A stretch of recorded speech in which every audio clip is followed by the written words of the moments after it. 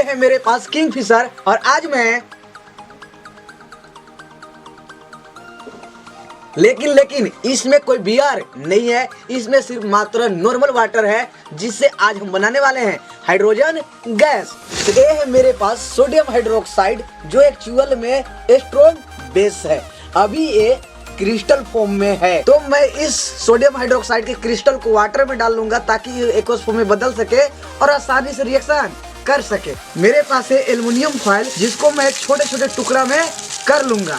तो इस बोतल में है एक्वस फॉर्म में सोडियम हाइड्रोक्साइड और मैं डालने वाला हूँ एक मेटल जिसका नाम है एल्युमिनियम। अब यहाँ पर एक्चुअल में एक रिएक्शन होता है और सोडियम एल्यूमिनेट एवं हाइड्रोजन गैस बनता है।